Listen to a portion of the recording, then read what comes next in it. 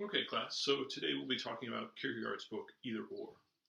And I gave you excerpts of that you read for today. So I'll begin by giving you some background in terms of where this book fits into Kierkegaard's philosophy as a whole. And then we'll focus for this lesson on volume one of that book, which is on what he calls the aesthetic way of life of enjoyment. So let's take it back to where we left things off at the end of the last lesson on the need for passion.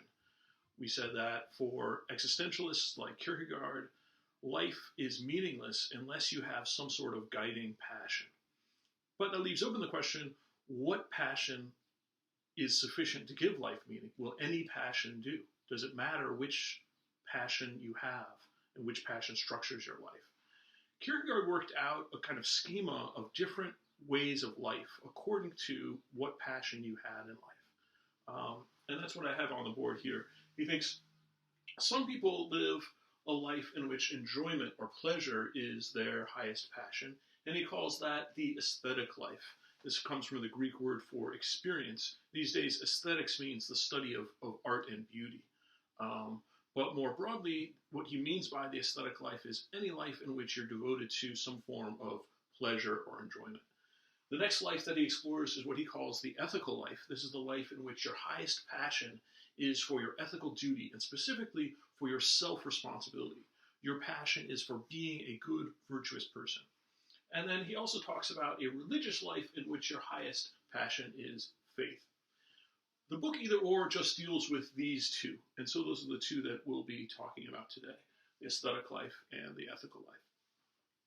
Given this schema of three different ways of life, hopefully some bells are ringing in your mind. Where have we seen this before? It seems very similar to what Aristotle sets out as his schema of different ways of life when he talks about the life of enjoyment, the political or military life, which he calls the life of moral virtue, or the contemplative life of intellectual virtue. Right? Instead of the contemplative life, we have the religious life, and there's a slight change in that. Instead of the life of political or military life, here we're talking more broadly about the life of any sort of ethical devotion and duty and self-responsibility. But other than that, it's similar in its scheme. One great difference, though, is that, as we saw with Aristotle, he thought you could give objective, rational arguments for which way of life best fits all human beings. Kierkegaard, taking it back to what he takes to be the proper Socratic way of doing philosophy, thinks there is no way of giving people some sort of theoretical answer to what way of life is best. You simply have to live these ways of life and experience them in the first person, and then see which passion really does lead to a meaningful, good life. And in his writings, what Kierkegaard does is he adopts different points of view of people living these three different ways of life. And then he presents those points of view each from that first-person perspective, using, as we talked about last time, different pseudonyms, different kind of names of authors. And so what Kierkegaard thought, he's not using a fake name for his own thoughts.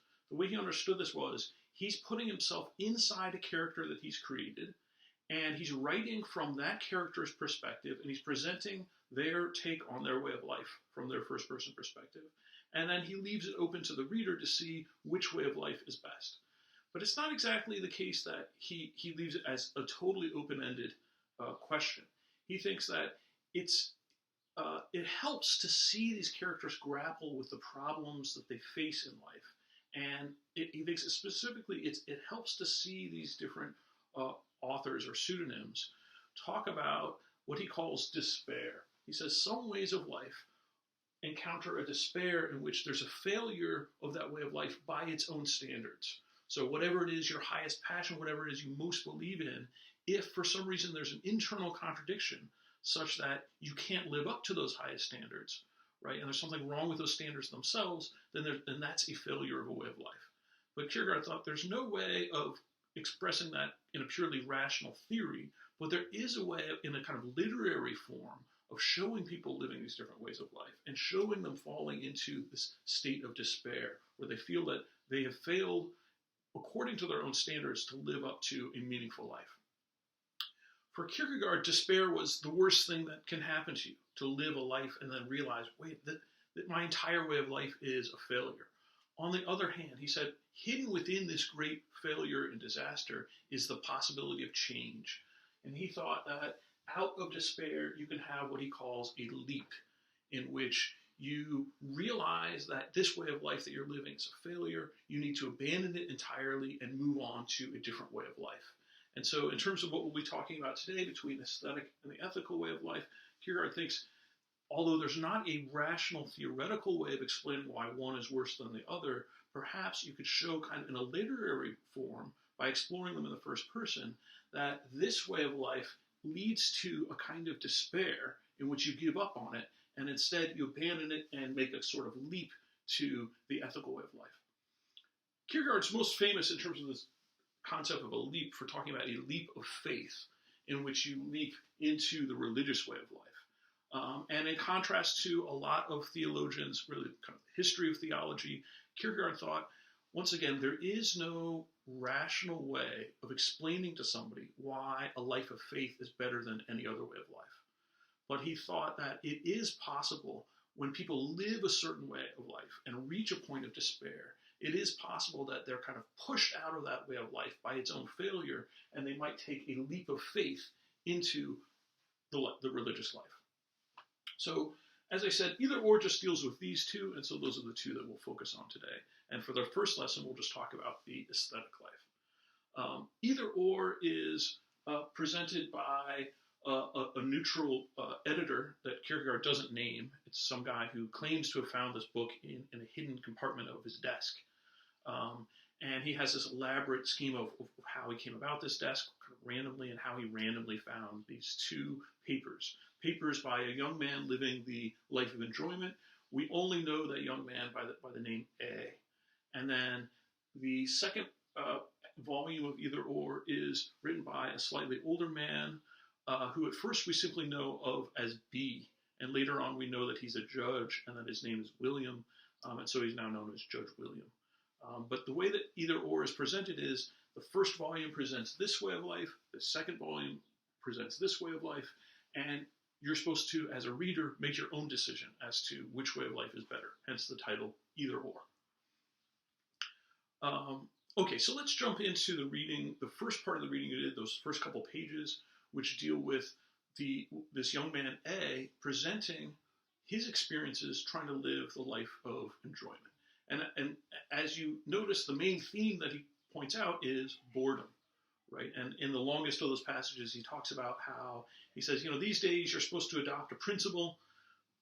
Okay, fine. My principle is everybody's boring. And not only does he make that a kind of sociological observation, but he even tries to read it into the heart of existence. He reads it into the Genesis story, right? He says, boredom is the root of all evil. God was bored, and so he created Adam. Adam was bored, so they created Eve. Adam and Eve were then bored together, so they created their children. And he says this continued until eventually people had that idea of building a tower as high as heaven. And he says this is an incredibly boring idea.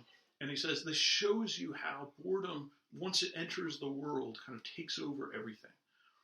What are we to make of this? First of all, you can see that A is kind of joking around. He loves to be witty. He loves to be entertaining. And we'll come back to that. One of the last things we'll talk about today is his role as a poet, his role as somebody who is trying to spread his wit and entertain others with his witty remarks. And so is he serious about boredom? Yeah, it's clearly something that plagues him. And he wants to kind of present it in a witty, entertaining way. Hence his theory that boredom is the root of all evil. And we see at the end of that longest passage that his plan for what to do with boredom, he says, these days people have this idea that we should get some money and pay off the national debt. Boring. What should we do instead? We should borrow that same amount of money and just have endless entertainment. Right? He says, let us celebrate the millennium with fun and games. Just as there's currently boxes everywhere for contributions of money, he's talking about poor boxes where you would give to the poor. He says, instead there should be bowls everywhere filled with money. Everything would be free. The theater would be free. Prostitutes would be free. Rides to Deer Park would be free. Funerals would be free. One's funeral eulogy would be free. I say free, for if money is always available, everything is free in a way. So this is his plan. Just live it up. Borrow a bunch of money. Just live it up. Everything should be free.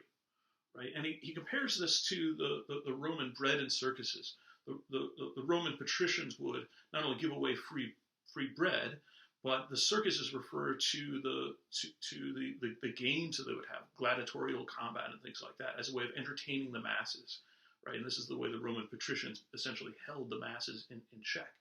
And A says, great idea. Why don't we do this now? Right? Why aren't we inventive enough to have just endless public entertainment?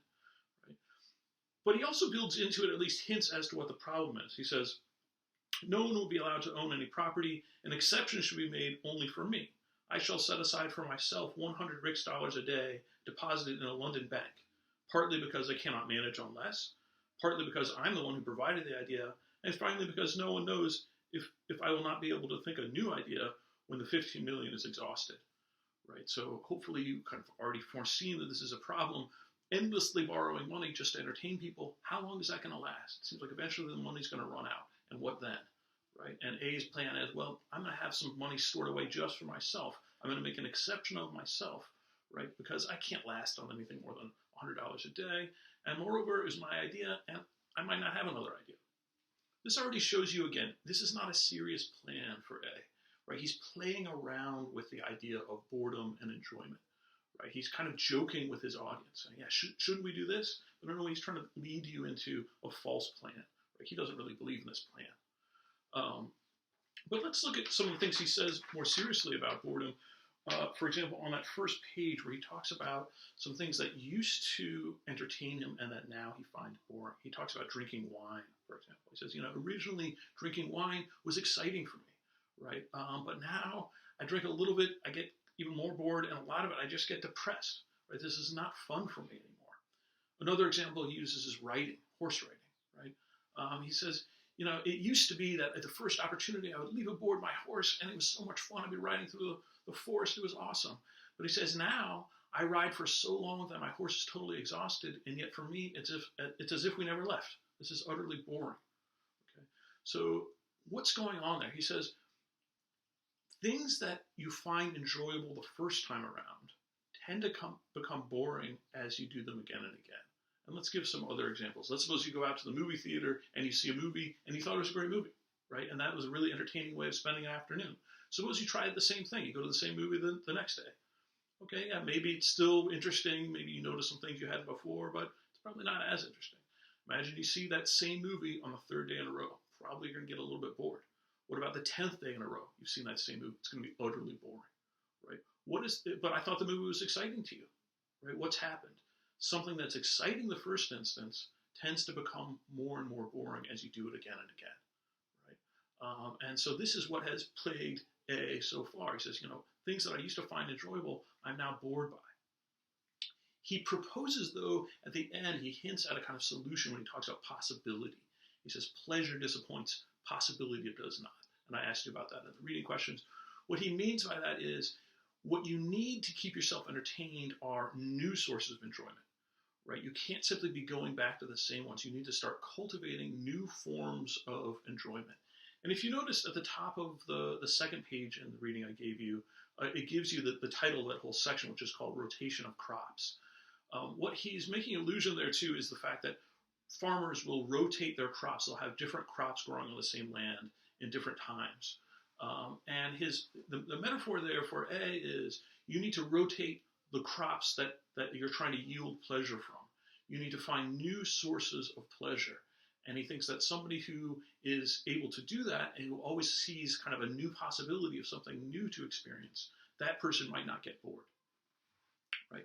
Elsewhere in the same section, he talks about how it's not just important to have new sources of entertainment, but and thereby kind of always having something new. But he says it's also important to always be upping your level of the intensity of that enjoyment, right? Such that you're not just flipping from one thing to another, but that you're experiencing new things with a level of intensity that wasn't there before. And he gives an example of this. He talks about the Emperor Nero.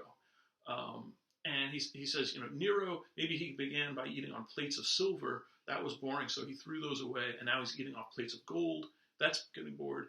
You might have heard about Nero fiddling while Rome burns. And this is the way A takes that. He says, Nero was so bored that even kind of living in this luxurious life, that was boring. And so he comes up with an idea. I know, I'm going to burn down my own city. he burned down Rome so that he could see what it looked like when Troy burned. Right? That could be entertaining, right? So he has his men set fire to his own city, right? And he's there, he's trying to enjoy this, right? This is something new, it seems, right? But it's not intense enough. So what does he do to make it a little bit more exciting?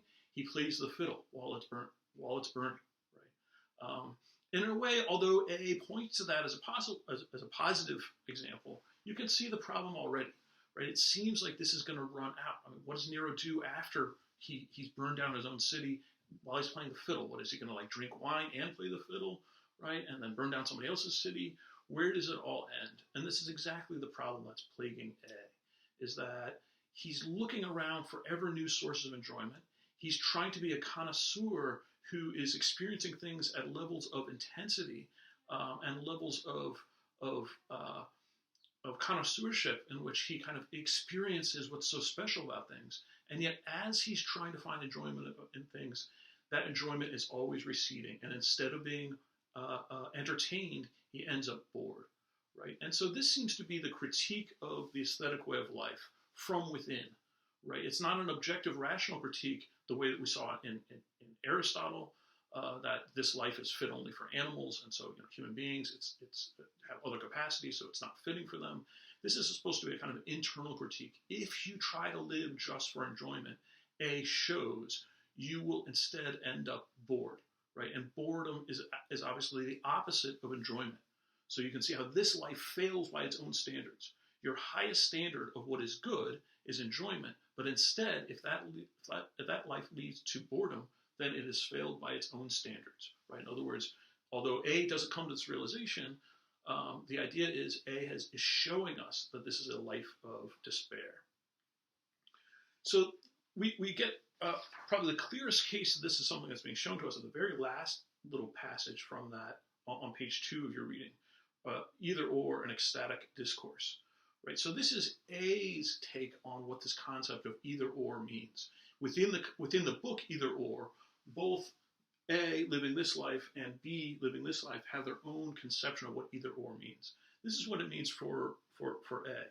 And I'll read parts of this. Marry and you will regret it. Do not marry and you will also regret it. Marry or do not marry. You will regret it either way. Whether you marry or do not marry, you will regret it either way. Laugh at the stupidities of the world and you will regret it. Weep over them, and you will also regret it.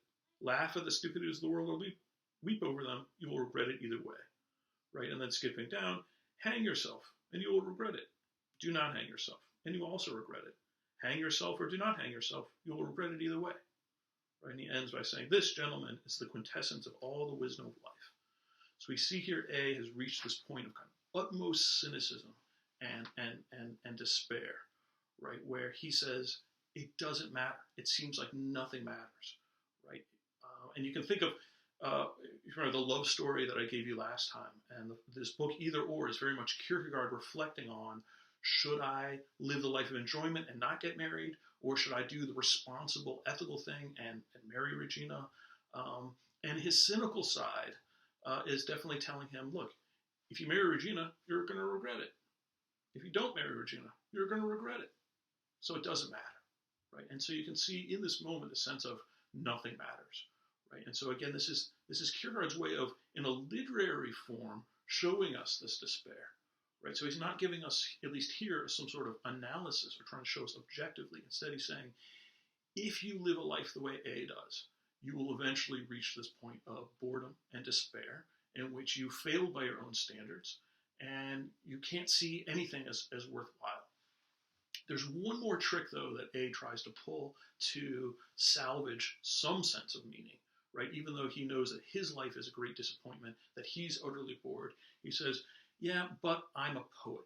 And this takes us back to, why is he being so witty, right? Why is he expressing himself in a way that seems to be so entertaining if he thinks life is meaningless, right? And that very first paragraph in what I gave you, he talks about the poet is like the victims of Phalaris.